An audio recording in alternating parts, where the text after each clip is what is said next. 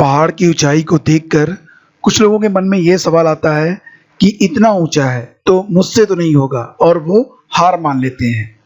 और वहीं पर कुछ लोग पहाड़ की ऊंचाई जितनी अधिक होती है उनका उत्साह उससे भी अधिक ऊंचा हो जाता है, और वो ठान लेते हैं कि जब तक तोड़ेंगे नहीं तब तक छोड़ेंगे नहीं।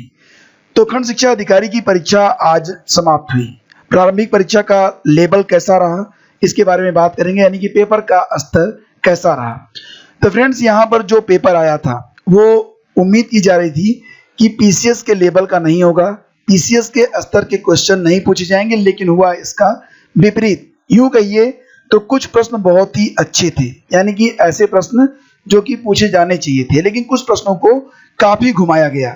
मिला जुला के मैं यहाँ पर यही कह सकता हूँ कि जो लोग लगातार यूपी पीसीएस की परीक्षाएं दे रहे हैं, कॉम्पिटिटिव एग्जाम्स और जो सिविल सर्विसेज की सेवाएं हैं उनकी परीक्षाएं दे रहे हैं, तो उनके लिए भी पेपर थोड़ा सा टफ रहा, यानी कि सामान्य से थोड़ा सा ऊंचे लेवल का। लेकिन जो अभ्यर्थी पहली बार खंड शिक्षा अधिकारी की परीक्षा के माध्यम से यूपीपीएससी की परीक्षा में शामिल हुए, मुझे लगता है कि उनके लिए पेपर काफी टफ रहा। तो दिनों दिन बदलते जा रहे यूपीपीएससी के पैटर्न को देखकर अब यही लगता है कि आयोग अब पुराने और परंपरागत प्रश्नों को पूछते रहने के बजाय चौंकाने वाले प्रश्न चुन रहा है। तो यहाँ पर कुछ प्रश्न ऐसे भी थे जिनके पूछे जाने की संभावना बिल्कुल नहीं थी, लेकिन प्रश्न पूछे गए। और इसके अलावा खंड शिक्षा अधिकारी परीक्षा में कुछ प्रश्न बहुत ही ऐसे थे, जैसे कि एक क्वेश्चन तो पूछा गया था कि ऑपरेशन वनीला क्या था। तो ऐसे क्वेश्चन थे जो कि बहुत आसान थे, लेकिन कुछ प्रश्न ऐसे भी थे कि जो थोड़े से नहीं काफी डिफिकल्ट थे, और कोई कितनी भी करंट पढ़ा हो लेकिन उसका उत्तर देने में तो उसको पसीने छूट ही जाते। तो खंड शिक्षा अधिकारी की परीक्षा का स्तर भी काफी लेवल का रहा, काफी स्तरीय रहा, और जो क्वेश्चन पूछे गए थे उसका लेवल भी काफी अच्छा रहा। हालांकि पुराने प्रश्न पत्रों से प्रश्न अब भी रिपीट हो रहे हैं। आरओ 2017 की जो परीक्षा हुई थी उसमें से एक दो क्वेश्चन आज रिपीट हुए थे, मैंने देखा। और इसलिए यह कहना कि पुराने प्रश्न पत्रों का रिवीजन करना अप्रासंगिक नहीं होगा, यह कहना पूरी तरह से गलत होगा। अब आपको एक नया पैटर्न बनाना होगा कि जो क्वेश्चन पेपर आप पढ़ रहे हैं उसमें किस पैटर्न के क्वेश्चन पूछे जा रहे हैं। साथ ही साथ ये भी कि वर्तमान में, यानी कि नए जो प्रश्न पत्र बन रहे हैं, क्वेश्चन पूछे जा रहे हैं, उससे मिला जुलाकर ही आपको तैयारी करनी होगी। एक तरीके से जो लोग ये सोचते थे कि एग्जाम के 2-3 महीने पहले स्टडी करके वो पूरी तैयारी कर लेंगे, परीक्षा को क्रैक कर लेंगे, तो दोस्तों यकीन मानिए कि जो लोग 2-3 महीने में परीक्षा को क्रैक करने के बारे में विचार कर रहे हैं तो उनसे तो प्रारंभिक परीक्षा भी क्रैक नहीं होगी।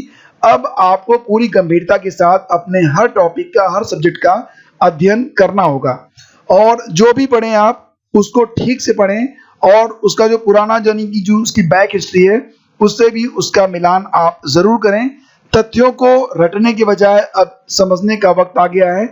करंट तो डेली का आपको समझना होगा, और साथ ही साथ उसकी जो बैक हिस्ट्री है वो पकड़ के आपको चलना होगा।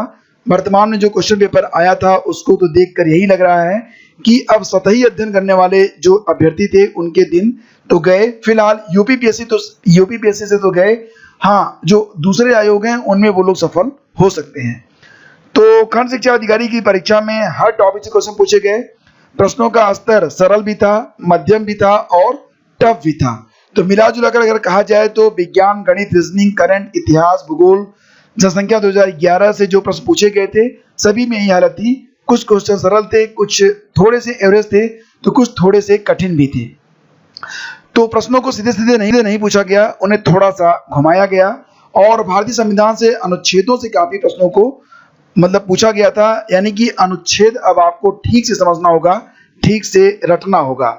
तो फाइनली जो वर्ड है वो ये है कि मिला जुलाकर पेपर काफी स्तर का था। पहली बार आयोग की परीक्षा फेस कर रहे आम अभ्यर्थियों को पेपर काफी कठिन लगा होगा, लेकिन जो लोग लगातार आयोग की परीक्षाओं में शामिल हो रहे हैं उनके लिए भी पेपर सामान्य तो नहीं था, सामान्य से थोड़ा ऊंचा ही था। तो जो पूरा क्वेश्चन पेपर है, अगर आप उसको देखना चाहते हैं तो उसका हल प्रश्न पत्र, जिसका वीडियो लिंक वीडियो के डिस्क्रिप्शन में दिया गया है, तो आप लोग डिस्क्रिप्शन चेक कर लें। और हम मिलेंगे आपसे अगले वीडियो में। आज्ञा दीजिए, नमस्कार, जय हिंद।